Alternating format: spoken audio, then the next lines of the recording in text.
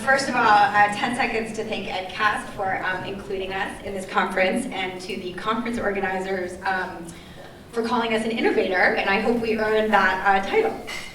So, just a couple minutes about the Smithsonian. So the Smithsonian Institution was founded by a bequest of James Smithson and an act of Congress in 1846 as an establishment for the increase and diffusion of knowledge. So education has been at the heart of what the Smithsonian is all about for a very long time, since its founding. We're a loose federation of 19 museums, the National Zoo, 9 research centers, including several that are abroad.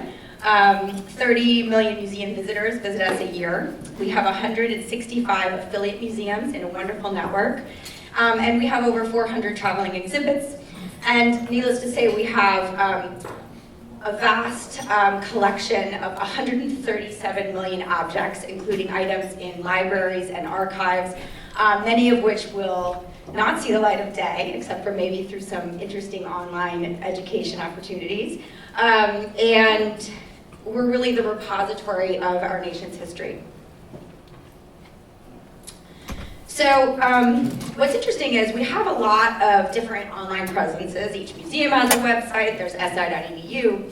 But the one that is actually the biggest is this first one, which is started as Smithsonian.com, the website for the magazine, and now is a content site in itself of its own. And 3 years ago, it had less than 1 million visitors per month. And in 3 years, it has grown to over 4 million visitors per month. And why this is interesting and significant, I think, for this audience is that growth came entirely through social media. So it came because people, as part of a subreddit in history, shared an article with each other. So it was about reaching audiences where they are in communities of shared interest with educational information. So what's interesting is, over the past few years, Smithsonian has asked itself how it can deliver on this mission of the increase and diffusion of knowledge in the 21st century. How can it take its mission beyond the walls of the museum and to a global audience? And this is something that lots of museums have asked themselves. I think as a federally funded institution, Smithsonian has an obligation to be a leader and a significant partner in this space. And what's also interesting is that as having a media organization, so we have a channel, we have a magazine, we have a strong digital team, we are in sort of a unique position to pair the media side of our house with the educator side of our house, with the curatorial side of our house, to really explore what it means to create media-rich learning experiences. What exactly does that look like? And I think, interestingly, we're sort of in this position where we want to contribute in a significant way to the storytelling, to the narrative that makes someone emotionally connected to their learning. This is something that we've done in the physical world for many years. So when you walk into an exhibit, what is the thing that sort of viscerally connects you, whether you're walking into the Oceans Hall and seeing the giant squid hanging, or you're walking into the Air and Space Museum and you're sort of engaged to want to know about the history of flight? How do we sort of translate that into an online experience? And so we've been doing some experimentation. I would sort of say we're very much in the experimenting phase. One of the things that we've done is MOOCs this year.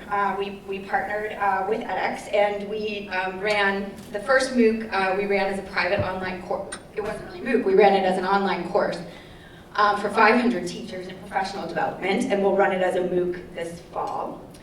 The second that we did was in partnership with the teaching company, where we took the Great Courses product that we had worked with them on looking at the history of America through objects, and we created a 4-week MOOC version of it.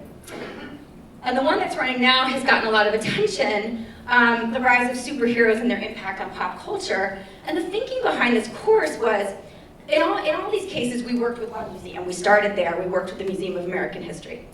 And the thinking behind this course is, how do we take the pop culture collection of American history. That's the same collection that includes the ruby slippers, for example. And how do we combine that in an online course format for general learners, 1 to 2 hours a week of learning? And so we worked with a comic book historian who worked in the industry, a pop culture curator from the Museum of American History. We brought in Stan Lee, who was a creator at the time in the industry, to give sort of a first-hand experience. And what's really interesting is, when we first got all of these enrolled students, we thought, oh yeah, everyone's just like comic book fans. We're sort of tapping in. And because we actually are new to this and didn't have that much access to these wonderful online collaboration tools, which I'm hoping to learn a lot more about, we created Facebook groups.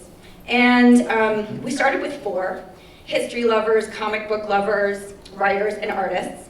And the student community asked us for 2 more. Teachers asked us for a teachers group, and scientists asked us for a scientist group because they like to talk about some of the real science behind certain ideas of superpowers. And what's interesting is when you look at the discussion and the dialogue that is going on in these groups, it's not just talking about what's your favorite comic book or superhero. It is artists sharing their work, whether they're experienced artists or people picking up a pencil for the first time since high school. It's writers talking about how they create the backstory of characters. It's teachers talking about how they can use this material to teach World War II in their classroom and talk about how patriotic superheroes influenced or reflected American society at the time. And so what's interesting, taking it to the next step, is, I'm talking to a researcher at Carnegie Mellon about how we can use this to do some research on team-based collaborative learning. And is the next running of the course actually that we pair groups together and everyone gets a role? So we have the artist role, the writer role, the scientist role, and together they create a great story. So, I think that that really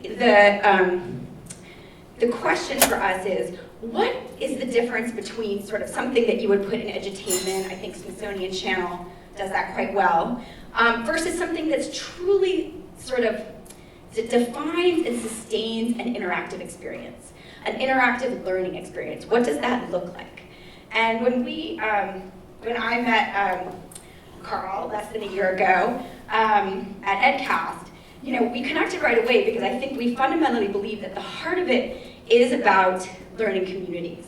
And really one of the ways the Smithsonian can deliver on its mission now in the 21st century is to work with all of you, work with the educators to bring this idea of the storytelling and the emotional connection and the shared interest among learners that makes the learning experience meaningful and hopefully inspires them to use that learning to take action in their life, in their careers, and to make a difference in the world.